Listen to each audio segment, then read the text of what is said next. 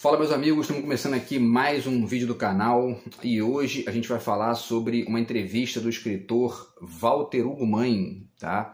Vou deixar o link para vocês aqui, a entrevista foi para o canal Brasil e eu vou falar um pouco sobre essa entrevista aqui no vídeo de hoje, sobre os temas que ele aborda, especialmente sobre uma questão interessante que ele pondera lá, que é sobre a questão da conexão dos indígenas, né, e dos povos originários com uma perspectiva enfim, até algo que pode ser chamado de uma ética aí, né, que uma ética artística, uma estética, uma ética que permita ali a gente enxergar uma diferença a partir de um local ou a partir de um local crítico mesmo, né, que é o local da percepção da vivência de um grupo como os indígenas, que vocês vão ver na fala dele que seria uma espécie de estrangeiro dentro da própria terra, tá? Então, enfim, vamos falar um pouco sobre isso aqui no vídeo de hoje, e se tiver alguma piadinha de baixo nível aqui, eu vou contando para vocês também, tá? Antes disso, eu já falo aqui também para vocês sobre o meu novo livro de poemas, Do Outro Lado de Cá, tá? O meu zap está na descrição do vídeo, e quem quiser entrar em contato aí é só falar que a gente conversa a respeito, tá bom? Então, pessoal, vamos lá falar um pouquinho sobre a entrevista do Walter Ugumãe, que é um grande escritor português, nascido em Angola, tá? E, enfim, tem vários romances interessantes aí, já tem vários prêmios também, elogios aí do Saramago, de outros escritores também, então, quer dizer, é um nome aí que a gente está o tempo todo dialogando também com ele. Eu, na verdade, não li nenhum livro inteiro do Walter Ugumãe, né? Eu tenho um livro de poemas dele aqui, eu li alguns poemas dele, mas não tenho assim, nenhuma obra completa. Porém, tem vários temas interessantes sobre literatura que ele fala nessa entrevista também. A gente vai falar um pouco sobre isso aqui, inclusive sobre o Manuel de Barros, que ele faz alguns comentários legais aí também sobre a obra do Manuel de Barros, tá? Então vamos lá, ele diz, né, ele começa a entrevista falando: essa experiência que eu procuro, que é buscar uma língua estrangeira dentro do português, né, o que de toda forma é o ofício de toda poesia, é encontrar uma sensação do estrangeiro através de uma língua que se ilumina. E aí eu já lembrei logo aqui da questão, né, do estrangeiro do Albert Camus, né, e também da letra do Caetano Veloso, daquela música O Estrangeiro, que eu já fiz um artigo sobre isso, sobre essa música também. E, enfim, agora, existe uma diferença nesse estrangeiro ponderado pelo Walter Ugumãe para esse estrangeiro do Camus e o estrangeiro do Caetano também, né? Então porque o Caetano está falando de um lugar ali que é um lugar de um brasileiro, né? Ainda que seja um brasileiro tropicalista, né? Então, quer dizer, não é um brasileiro conservador. E o Albert Camus fala de um estrangeiro que é um estrangeiro que está ali num local de crise, né, que está até às vezes, a gente não dá nem para dizer qual é o lugar desse estrangeiro do Camus, porque ele está ali num momento de absoluta, né, falta de lugar, né? E esse estrangeiro aqui que o Walter Ugumãe procura né, e aí ele vai dizer, né, que de certa forma ele achou isso nos indígenas, nos povos originários, é uma língua estrangeira dentro do português, né? E isso é muito interessante, porque se a gente pensa, por exemplo, na relação da cultura urbana, que eu, por exemplo, vivo, né? Nasci no Rio de Janeiro, né? Enfim, numa cultura que é urbanizada desde que eu nasci, e os povos indígenas, eles de certa forma, eles já aparecem para a gente como figuras às vezes mais estrangeiras do que sei lá, né, um cara que mora em Buenos Aires ou um cara que mora em Londres, né, em Nova York, que são cidades urbanas também, megalópolis, né? Então é muito interessante pensar isso dessa perspectiva que o Walter Ugumãe traz aqui, né? Aí ele continua: eu queria efetivamente escrever a partir do ponto de vista de uma comunidade originária, e por isso essa comunidade originária falaria essa língua ancestral que eu, enquanto autor e cidadão, não domino de maneira nenhuma, e por isso não faria sentido que eu escrevesse e usasse um português mimetizando o português usado no Brasil, nem um português que fosse correntemente o português que se usa hoje em Portugal, né? E aí ele continua: a única hipótese era que eu chegasse a ser uma outra coisa, feita na língua que eu uso, que é o português, mas uma outra coisa que nos colocasse a todos, e aí ele especifica, nós portugueses lá, né, e vocês leitores brasileiros, na situação de visitantes, né? De alguém que chega em algum lugar que efetivamente pertence a outra nação, que não é nem a minha nem a sua, né? E é isso que eu falei em relação à questão dos indígenas, né? Os indígenas chegam para a gente, né, que tá nós que estamos refletindo essa questão e não temos aquele interesse meramente exploratório, né, que é o interesse dos madeireiros e desses capitalistas selvagens aí, que eles olham para aquilo ali e só querem saber de destruir, matar os indígenas, tirar eles dali e ganhar dinheiro com aquilo ali, né? A gente que não está nessa perspectiva, a gente olha para os indígenas e pensa nisso, né? Num povo que é estrangeiro dentro do nosso próprio território, tá?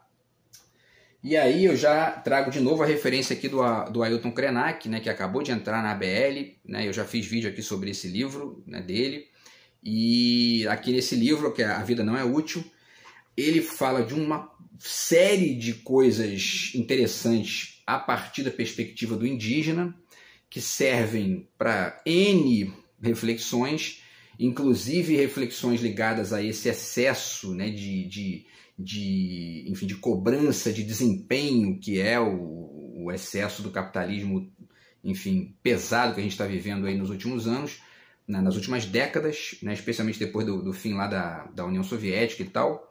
E ele fala também aqui na página 77, eu já citei isso aqui em mais de um vídeo, né? Ele diz aqui, né, quando ele fala sobre a questão da Covid, né, ele diz: a verdade é que vivemos encurralados e refugiados no nosso próprio território há muito tempo, numa reserva de 4.000 hectares, que deveria ser muito maior se a justiça fosse feita, e esse confinamento involuntário nos deu resiliência, nos fez mais resistentes, né? Então, quer dizer, os indígenas, eles se sentem, né, dentro do território brasileiro, eles se sentem refugiados dentro da própria terra deles, né? Porque isso tem a ver com várias coisas que o Walter Ugumãe fala aqui também, né? Que, enfim, que existe uma pressão externa muito grande para que os indígenas se entendam como brasileiros.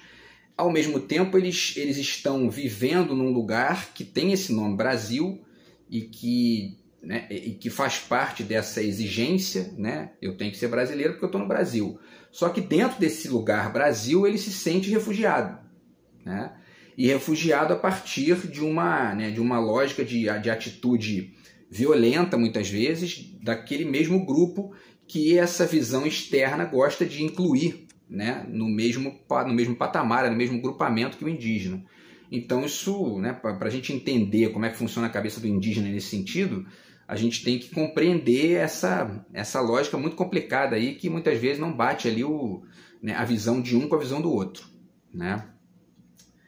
Bom, e aí é interessante também essa questão da situação de visitante, né, que o Walter Ugumãe coloca, porque é isso, né? Você chegar no lugar do outro, mesmo que esse outro seja alguém que compartilha o mesmo país que você, por exemplo, né, mas com aquela atitude de ponderação, que é aquilo que exige quando você vai na casa do outro, né, coisa que muita gente não tem, né? O respeito ao espaço do outro, isso é importantíssimo, né? E, enfim, isso em relação aos indígenas, isso é mais grave ainda, porque se trata de um povo que enfim, né, volta e meia, a gente viveu aí nos últimos 4 anos do governo Bolsonaro, eles foram massacrados, né? Enfim, os Yanomamis, apareceu lá o massacre dos Yanomamis, eles morrendo de fome, porque o governo Bolsonaro nem comida levava para lá, né? Porque essa é a direita brasileira, né? Salvo exceções, essa é a direita brasileira, que o interesse é ganhar dinheiro, não interessa se vai morrer de fome ou não vai, dane-se. Meritocracia, né? Enfim, cada um por si, self-made man, né? Entendeu? Enfim, tá? Então, pessoal, muito importante essa fala dele aqui, tá? E aí eu acho que isso é importante, inclusive, para entender os indígenas como um espelho da nossa prepotência, né? De achar que nós, enfim, cidadãos urbanos, temos ali a verdade definitiva do progresso da humanidade, né? A gente tem muito que aprender com os indígenas, tem muito que aprender com os aborígenes, tem muito que aprender com povos que são ali muitas vezes periféricos no mundo. Eu fiz um vídeo também recentemente sobre isso, falando sobre os palestinos, sobre os bósnios, né? Sobre essas pessoas que estão nesse lugar aí mais periférico no jogo das nações, né? E o quanto que eles têm para ensinar para a gente, né, dessa posição problemática ali e que a política, né, faz com que a gente olhe para isso com outros olhos, tá? E aí vamos lá, né? Então, o que mais? E aí eu escrevi um trechinho aqui comentando essa questão que ele levanta, né, dos indígenas e da questão do visitante, né? Que é mais ou menos assim, tá aqui, ó. A verdadeira civilidade tem que ponderar o fato de compreender o respeito ao espaço outro do indígena como legítimo, né? Esse espaço outro dele como legítimo, e servir como autocrítica do cidadão e da cidadã urbanos, crítica do capitalismo predatório e crítica da perversidade da direita brasileira, que trata os indígenas como atrasados, preguiçosos e seres que precisam ser assimilados ao discurso urbano de qualquer jeito. Né? O Bolsonaro, né? O Bolsonaro volta e meia falou, debochou dos quilombolas, né? Enfim, é isso, né? É como se os indígenas fossem pessoas que... Tem até uma frase do Bolsonaro que ele disse, se não me engano, os indígenas estão quase chegando a ser humanos, né? Quer dizer, provavelmente ele nem sabe direito o que ele falou, né? De tão imbecil que esse sujeito é, mas de certa forma isso ao mesmo tempo representa o que ele pensa, né? Ainda que seja uma bosta, é o que ele pensa, né? Então, muito bem, aí o Walter Ugumãe continua, né, dizendo que aí ele passa a falar sobre a literatura. Então, antes ainda de chegar na parte da literatura, eu vou só trocar com vocês aqui umas dicas literárias, tá? Esse lugar terceiro, né, que ele fala que é o lugar do visitante, que entende aquele outro que, apesar de estar morando no seu próprio país, é dono de um espaço outro que não é seu, né? Pode ser pensado, por exemplo, a partir da ideia aqui de Stimung, né, do Gumbrecht. Ele traz essa ideia relacionada à literatura, né, que seria esse lugar terceiro aí, que não é nem o lugar do marxismo, nem o lugar do desconstrucionismo, é um lugar ali que tenta mesclar coisas dessas duas correntes, e é um pouco isso também, tá, que tá nessa fala do Walter Ugumãe sobre os indígenas, tá? Então, piadinha dos retardados, ó. Vamos lá, né? Porque eles estão procurando aqui errinho na minha fala para poder ficar vomitando bosta ali fora, porque são psicopatetas, né? Então, isso que essa gentalha é. Eles ficam procurando problema na vida dos outros, entendeu? Sacou? Eles tinham que ver essa entrevista do Walter Ugumãe, aprender um pouquinho com o que ele está falando e respeitar o espaço alheio, coisa que eles não têm nenhuma vocação para fazer, né? Por isso estão cometendo crime contra mim todo dia aqui, certo? E aí, pessoal, deixo também uma dica aqui, que é A Transparência do Mal, tá? Livro do Jean Baudrillard, certo? E aqui no final tem uma frase que eu gosto muito, que eu já fiz vários vídeos aqui falando sobre ela também. Na página 185 ele diz, né? O outro é o que me dá a possibilidade de não me repetir ao infinito. Né? Quem gosta de se repetir ao infinito é quem fica vomitando crime na vida dos outros, querendo atrapalhar a vida dos outros de qualquer maneira, né? Então a gente tem que aprender a ser diferente dessa gentalha, bem diferente, tá? Então tá aqui o Transparência do Mal, mais uma vez aqui do Jean Baudrillard, certo? E aí também, de certa forma, também a questão do Mia Couto aqui, né? No E se Obama fosse africano, tá? E aqui ele fala das linguagens plurais, né? Já falei disso aqui também, né? Na primeira parte aqui do livro, tá? Aquela coisa do idioma que nos faça ser asa e viagem e que faça ao mesmo tempo ser raiz também. Nesse caso, ponderado aqui pelo Walter Ugumãe, trata-se de uma linguagem, inclusive, que é para além dessas duas, né? Ele está falando da linguagem de ser asa e a linguagem de ser raiz, e essa linguagem que o Walter Ugumãe está sugerindo aqui para a gente tentar entender os povos originários é uma linguagem terceira, que é, de certa forma, a linguagem da literatura também, né? E aí ele está exercitando isso num dos últimos romances dele, que é o As Doenças do Brasil, né? Por isso que ele fala disso. E aí a gente já chega aqui na questão da literatura para poder continuar falando disso aí, tá? E repito, se tiver lixo aqui, eu já comento com vocês aqui também, porque é uma forma de minimizar o asco que eu tenho dessa gente medíocre que não respeita a vida dos outros, tá? Então ele continua dizendo que a literatura para ele não é só enfeite, né? Não é só decoração. Ele diz, né? Eu quero ainda que, ingenuamente, melhorar o mundo, né? Quero que o debate que se propõe a partir de um texto seja um debate que convoca a boa-fé diante de grandes fraturas. Ou seja, né, no caso ele está falando inclusive dessas diferenças culturais, que muitas vezes ficam ali fica impossível até o diálogo, né? Como é que você vai, enquanto indígena, você vai dialogar com um verme como Bolsonaro, por exemplo? Não tem como, né? Tem que haver uma instância de mediação terceira, né? Uma linguagem terceira, que se não for a linguagem da arte, da filosofia, da política, coisas que um bosta como Bolsonaro não tem capacidade de entender, e esses vermes perversinhos também não têm ainda que eles leiam isso, mas entendem a partir dos dramas pessoais deles ali, ficam vomitando isso na vida dos outros, tá? E aí você tem que ter uma instância de mediação terceira. Que instância é essa? É a justiça, não tem outra, né? Porque o Estado democrático de direito é isso, né? Quando se esbarra com uma figura como Bolsonaro, ou como esse verme medíocre que está enchendo meu saco há anos aí já, que são pessoas que não compreendem o respeito ao espaço do outro, tem que ter justiça no lombo deles, senão eles não vão entender. Sozinhos eles não têm capacidade de entender isso, tá? Então, pessoal, continuando, né? O livro, e aí o Walter Ugumãe está comentando ainda esse livro, né? As Doenças do Brasil, tá? E ele diz, o livro busca colocar o que é o Brasil a partir da inclusão protagonista, digo eu, né, dos povos originários. Quer dizer, ele está trazendo ali os povos originários para um protagonismo, né, do livro, para poder, a partir da criação de uma linguagem que é uma linguagem ali estranha, né, ao português de Portugal e ao português mais clássico e tradicional do Brasil, né, a gente tentar compreender essa diferença aí, né? É uma forma que a literatura tem de chamar atenção para as diferenças, para, enfim, para esses dramas de convívio, né, e tudo mais, tá? E aí, o que ele está falando aqui, na verdade, remete também ao romantismo brasileiro, né? E também a uma riqueza de escutar um cara como Walter Ugumãe, que é um português nascido em Angola, tentando produzir uma linguagem dos indígenas brasileiros, uma linguagem que não é a deles, dos indígenas propriamente ditos, mas é uma leitura deles sobre os indígenas, que é um estrangeiro, que não é brasileiro e tal, né? E a gente pensar nas fases históricas que o Brasil teve, tentando entender a si mesmo, né? A principal fase ligada aos indígenas foi o romantismo brasileiro, que pegou essa ideia lá do romantismo da Europa e usou aqui dessa maneira. Quer dizer, vamos tentar aqui mostrar que os verdadeiros brasileiros são os indígenas, né? Por um lado, isso tem um certo exagero, né? Porque isso acaba também criando uma espécie de segmentação que não é uma segmentação inteligente, né? Porque verdadeiros brasileiros somos todos nós, né? Mas, por outro, isso permite enxergar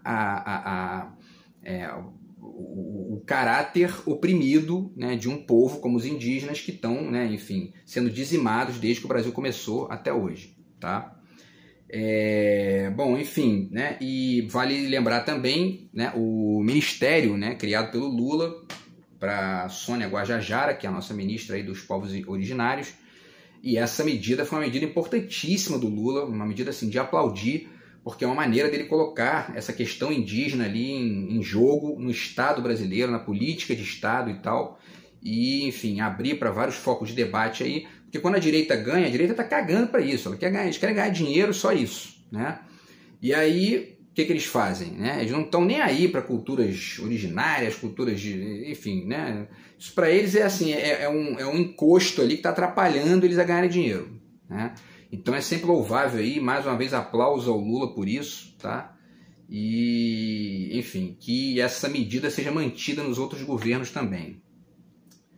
Ele continua falando dos povos originários, tá? O Walter Ugumãe, tá? Na entrevista, ele diz: eles não escolheram o nome, né? Mas foram capturados e assombrados pelo nome. Que nome ele está falando? Que nome é esse, né? O nome Brasil, brasileiros, né? E eu até deixo para vocês aqui também, mais uma vez, aqui a referência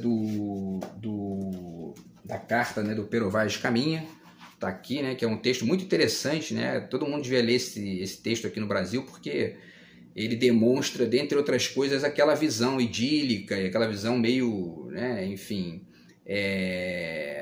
dos indígenas como ingênuos, né, enfim, que é a visão daqueles colonialistas daquela época que, né, enfim, a gente está hoje vendo isso, está lendo isso 500 anos depois, né, então muita coisa já foi feita, muita coisa já foi discutida, mas é interessante apontar esse exagero dessa visão deles ali, porque Isso ensina muito do que muita gente hoje entende, né? Até hoje, o que são os indígenas, né? Você olha, por exemplo, o Bolsonaro falando, você olha para, enfim, para figuras ali que têm esse mesmo tipo de pensamento, de que os indígenas são atrasados, etc. Essa gente tá lá em 1500 ainda, né? Então, quer dizer... Enfim, tá? E aí, pessoal, vale dizer também, tá? O Walter Ugumãe continua aqui, né? Ele diz: o Brasil, para as comunidades originárias, parece uma assombração. Interessante ele falar isso, né? Parece um fantasma chegando de todos os lados. Apesar de eles se enxergarem de outra forma, o mundo parece obrigá-los a serem chamados de brasileiros, né? É um pouquinho o que aconteceu na Bósnia, né? Eu já falei desse exemplo aqui também. Quer dizer, que tinha ali os sérvios da Bósnia, que lá dentro não se viam como bósnios, se viam como sérvios que estavam ali meio que... Né, e aí isso acabou gerando uma guerra. A diferença deles para cá é que os sérvios da Bósnia tinham mais armamento do que os indígenas aqui, né? Então acabou gerando um problema lá de... Quem se ferrou foram os bósnios, né? Entendeu? Enfim, mas esse sentimento é mais ou menos o mesmo. E de certa forma, como ele fala da questão de assombração, também é uma expressão interessante que ele usa. Ele diz que o Brasil, para as comunidades originárias, parece uma assombração, né? Parece um fantasma, né? Porque é isso, né? Quer dizer, eles não se sentem brasileiros, eles se sentem refugiados, como está aqui o Ailton Krenak diz. Eu acho legal ponderar aqui uma riqueza, uma possibilidade crítica muito bacana nessa ideia dos fantasmas, né? Que está aqui nesse livro muito interessante do Agamben, que é muito pouco conhecido, pouca gente conhece esse livro, né, do Agamben, que é o Estâncias, que ele fala justamente sobre as teorias do fantasma, né? Tá aqui, ó, a palavra e o fantasma na cultura ocidental. E ele trata aqui dessa questão do fantasma como uma espécie de elemento cognitivo até, né? Um elemento crítico ali de ampliar o conhecimento, né? Ele fala aqui, por exemplo, tá? Na página 136, né? Ele diz o seguinte, ó: a função do fantasma no processo cognoscitivo é tão fundamental que se pode afirmar que ele é, inclusive, em certo sentido, a condição necessária da inteligência, né? Aristóteles chega até a dizer que o intelecto é uma espécie de fantasia, e repete mais vezes o princípio que dominará a teoria medieval do conhecimento e que a escolástica fixará na fórmula nihil potest homo intelligere sine phantasmata. O homem não pode entender nada sem fantasmas. Então, da mesma maneira que o Brasil é uma espécie de fantasma no sentido problemático do termo ali para os indígenas, ele pode ser também um fantasma no sentido cognitivo, cognoscitivo, né? No sentido de gerar algum tipo de percepção, de algum tipo de entendimento para além, né, da mesmice, do superficial que existe, que são essas divisões tacanhas, aí, ao mesmo tempo, né, essas visões do indígena como alguém inferior e etc. Né? Quer dizer, esse lugar terceiro, que seria uma espécie de estimung também, esse fantasma do Agamben, ele pode servir como um estimung que está ali nessa aparência estrangeira do indígena e que pode figurar para a gente, se a gente tiver um mínimo de inteligência, né? Se não for um ressentidinho de bosta, nem um imbecil como Bolsonaro, a gente pode entender isso como algo que nos demonstre ali o quanto a gente às vezes, né, enfim, olha para o indígena de uma maneira equivocada, tá? Enfim, e bom, vamos continuar aqui, né, para finalizar a entrevista, tá? Para tentar falar de tudo que ele disse, tem muita coisa legal. E aí o cara pergunta para ele, né? Qual é a sua definição da identidade geral do Brasil? Aí ele fala uma coisa legal também, ele diz: à distância, o Brasil parece uma festa contínua, um verão único e uma sobrevivência dotada de uma alegria, ainda que desafiada pela pior das agruras, né? Isso é uma coisa interessante, o brasileiro tem isso mesmo, né?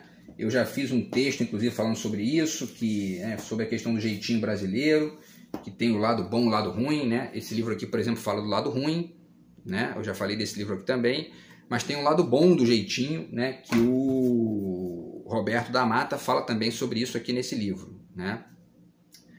Então tem isso, o brasileiro tem essa coisa do jeitinho, de dar um jeito, ele de se virar e tudo mais. Agora, essa visão meio que idílica, né? Ou vamos dizer assim, meio que romantizada, para usar uma expressão ruim aqui, que eu não gosto dessa palavra, mas na falta de uma melhor, né?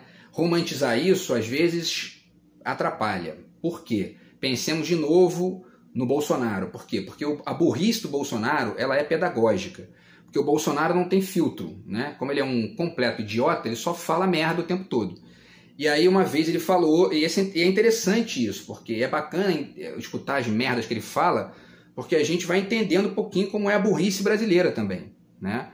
Eu lembro uma vez que ele virou e falou que o brasileiro tem que ser estudado, o brasileiro entra no esgoto, desce lá no esgoto, volta, não acontece nada com ele e tá tudo certo. Quer dizer, essa é a visão de um estúpido desse que acha que isso é dar jeitinho e tudo, né? E a gente aí, eu não estou dizendo que o Walter Ugumãe é assim, longe disso, por favor, tá? Mas muitas vezes os estrangeiros, por não viverem aqui, acabam romantizando essa coisa do Brasil como, né, essa alegria mesmo na agrura, né? E aí fica parecendo o seguinte, tanto faz, qualquer bosta que acontecer lá, eles vão ficar felizes mesmo, então, dane-se, entendeu? E, enfim, repito, isso não tem nada a ver com o Walter Ugumãe, que é um artista, um escritor, um cara inteligente, mas isso, ao mesmo tempo, serve para muitas vezes sustentar o nosso, né, o nosso atraso, o nosso subdesenvolvimento e muitas vezes a nossa submissão a certas perspectivas aí marotas dos Estados Unidos e de outras figuras aí de outros países que ficam vendendo para a gente que é isso aí, entendeu? O que a gente está aqui, que tem para vocês é isso aqui, tá? Então, se contenta com isso e fica sorrindo, sorria, tá? Porque é isso aí. Então, certo? E aí a gente tem que descer no esgoto e voltar e que legal, né? Então, né, tem que mudar isso, não pode ser assim, né? Tá? Então, enfim, o que mais aqui, pessoal? E aí o Walter Ugumãe continua, ele diz, o cidadão brasileiro é um pouco impreciso, né?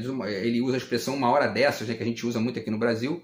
E realmente ele fala que isso às vezes é em algum momento e às vezes é nunca, né? A gente fala, uma hora dessa a gente se encontra aí e tal, né? Eu leio isso, eu uso isso às vezes também como uma forma de abrir um espaço para que haja um encontro possível no futuro sem que a gente tenha que marcar no cronômetro, né? Mas enfim, pode ser também uma desculpa para se livrar de chato também, né? Nada impede, né? Mas enfim, e aí ele continua, né? É uma imprecisão na cidadania brasileira que obriga que a gente vá ficando disponível para uma deriva, né? Isso gera, segundo o Walter Ugumãe, uma disponibilidade para todos os caminhos, né? Isso aqui carrega a mesma ambiguidade daquela questão da alegria na agrura, né? É muito bom, muito bacana, isso é rico pra caramba, mas ao mesmo tempo pode ser um índice ali de meio que pode ser um freio de mão puxado, vamos dizer assim, como a gente brinca lá no futevôlei, pode ser um freio de mão puxado, né? E aí a gente fica o tempo todo pensando, o que vier tá bom, a gente faz um pagodinho aqui, tá tudo certo, entendeu? E a gente continua aqui, né, enfim, né, sem conseguir conquistar coisas importantes aí no âmbito civilizatório, tá? E para finalizar, ele fala do caráter libertador do sincretismo religioso do brasileiro, tá? Que causa, segundo ele, uma espécie de alucinação libertadora nos portugueses, que são historicamente muito ligados, né, ao monoteísmo católico, né?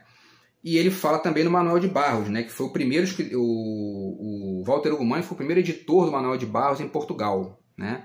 E ele diz o seguinte, o Manuel de Barros é fascinante porque ele tem uma coisa que é muito desarmante, ao mesmo tempo que ele parece desmontar a linguagem, ele parece recuar a um tempo em que todos estamos aprendendo tudo.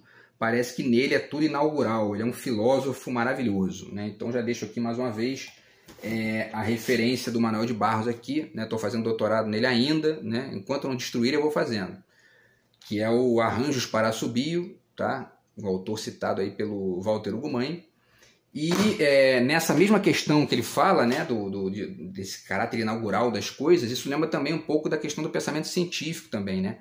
Eu lembrei desse livro aqui também do Richard Dawkins, Desvendando o Arco-Íris, que fala muito sobre isso. Quer dizer, em certa medida, o Marcelo Gleiser já falou muito disso também, o pensamento do poeta parece muito com o pensamento do cientista, né? Tem muita conexão aí entre os dois, tá?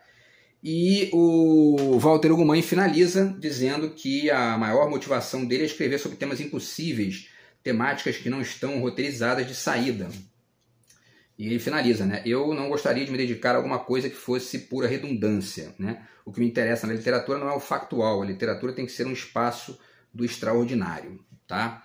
Então é isso, pessoal, uma entrevista muito legal do Walter Ugumãe, tá? Deixo para vocês aí o link aqui na descrição do vídeo, a gente fez essas reflexões aqui, tem várias outras possíveis, e a gente volta aí no próximo vídeo do canal, beleza? Grande abraço aí, tamo junto, fui!